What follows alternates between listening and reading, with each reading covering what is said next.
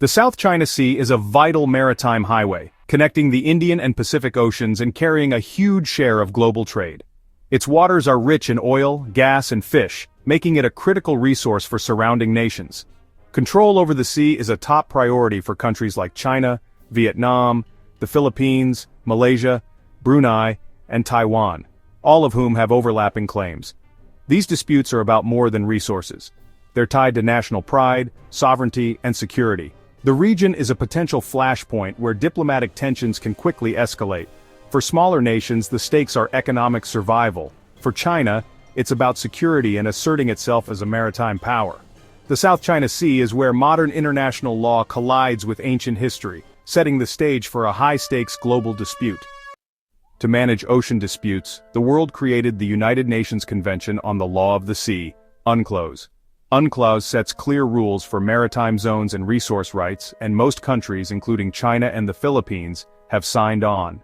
In 2013, the Philippines challenged China's sweeping claims under UNCLOS, arguing China's 9-line had no legal basis. China refused to participate, insisting the tribunal had no authority over its sovereignty.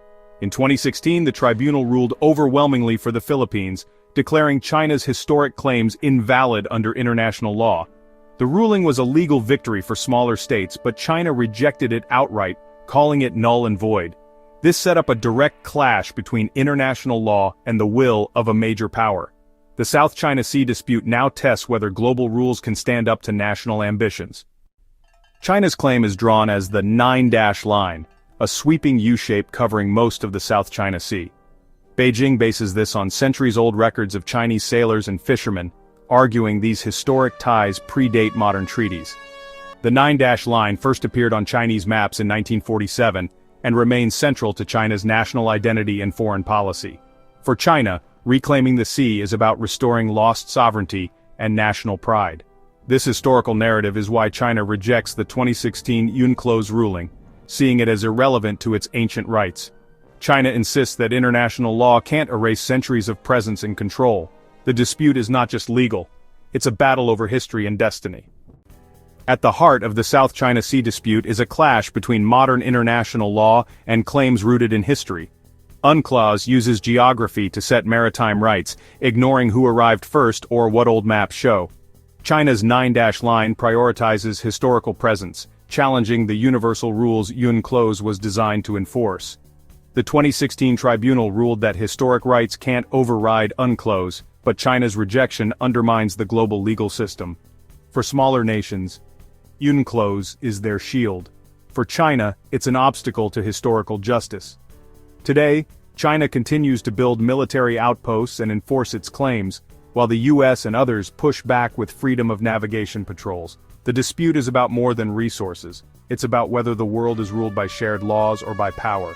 The South China Sea remains a test of the future international order. In recent years, the South China Sea has witnessed a surge in activity and renewed diplomatic friction. From 2022 to 2024, satellite images have revealed accelerated construction on disputed reefs, with China expanding airstrips and deploying surveillance equipment. Meanwhile, maritime standoffs have grown more frequent. Filipino and Vietnamese vessels have faced water cannon attacks and close encounters with Chinese Coast Guard ships, prompting international concern.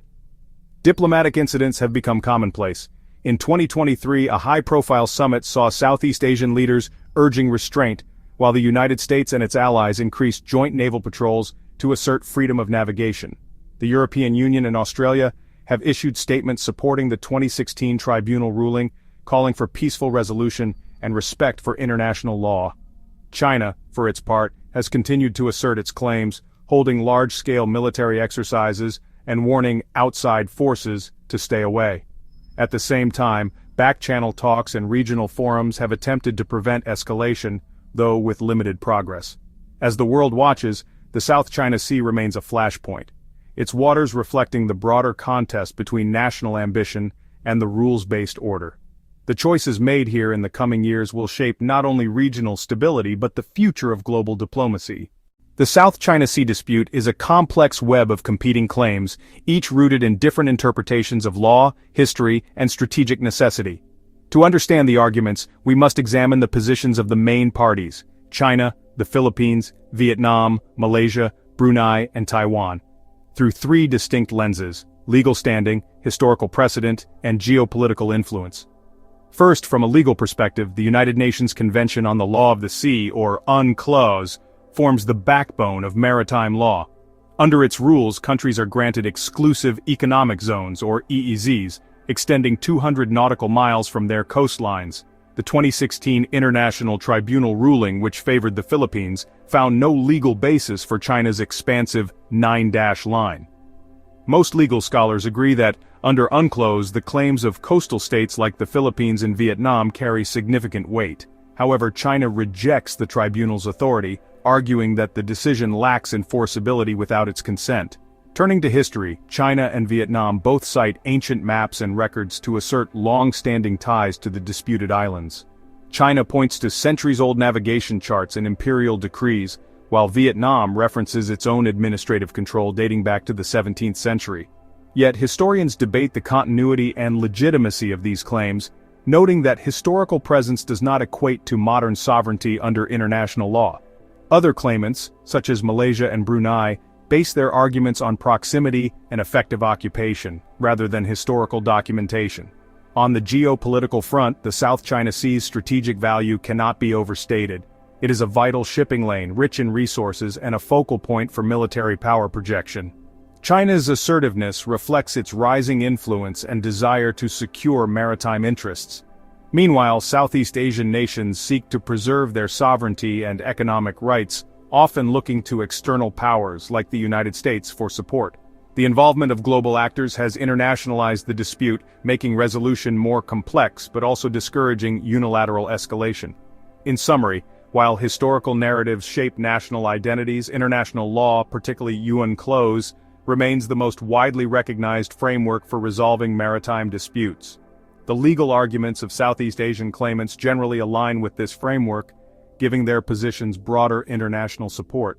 However, China's historical claims and geopolitical leverage ensure that the dispute remains unresolved.